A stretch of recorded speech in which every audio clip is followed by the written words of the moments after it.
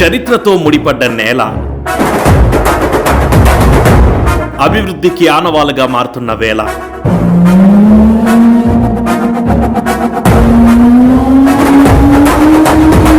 ఆంధ్రప్రదేశ్ నుండి అంతర్జాతీయ గమ్యాలకు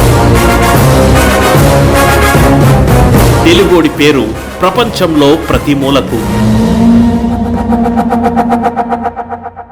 Alluri Sitaramaraju international airport. ఇది కేవలం విమానాశ్రయం కాదు, విశాఖను ప్రపంచానికి దగ్గర చేసే ఒక ఆర్థిక ముఖద్వారం. ముఖ్యమంత్రి నారా చంద్రబాబు నాయుడు గారి ముందు చూపు ఫలితంగా 2 ఏళ్ల కూటమి పాలనలో విశాఖను ఐటీ, ఏఐ, డేటా సెంటర్ల హబ్గా మార్చే పెట్టుబడులను సాధించగలిగారు. గూగుల్, అదానీ సంస్థలు సంయుక్తంగా దాదాపు 1,25,000 కోట్ల రూపాయల వ్యయంతో వచ్చే 5 ఏళ్లలో విశాఖలో ఆసియాలోనే అతిపెద్ద ఏఐ డేటా సెంటర్ను నెలకొల్పబోతున్నారు. అంతేకాదు, Lulu global international, CP infinity spaces limited, Reliance industries mega data centre, Cognizant, TCS ఇలా అనేక దిగ్గజ కంపెనీలు విశాఖ కేంద్రంగా లక్షల కోట్ల పెట్టుబడులు పెట్టాయి.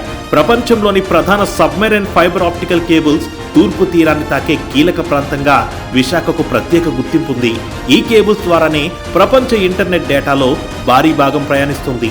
ఈ కారణంగానే ప్రపంచ టెక్ దిగ్గజాల దృష్టి విశాఖపై పడింది.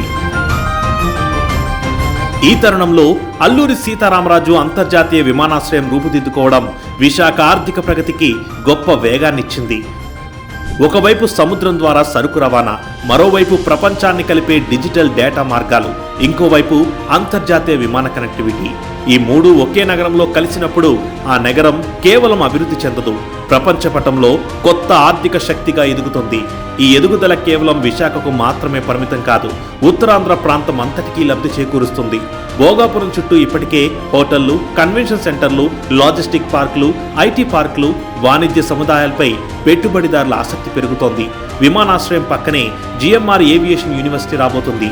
ఎయిర్పోర్ట్ ద్వారా అధునాతన కార్గో సదుపాయాలు అందుబాటులోకి రావడంతో శ్రీకాకుళం, విజయనగరం జిల్లాల నుంచి వ్యవసాయ ఉత్పత్తులు, ఫార్మా, సీఫుడ్ ఎగుమతులు విశేషంగా పెరుగుతాయి.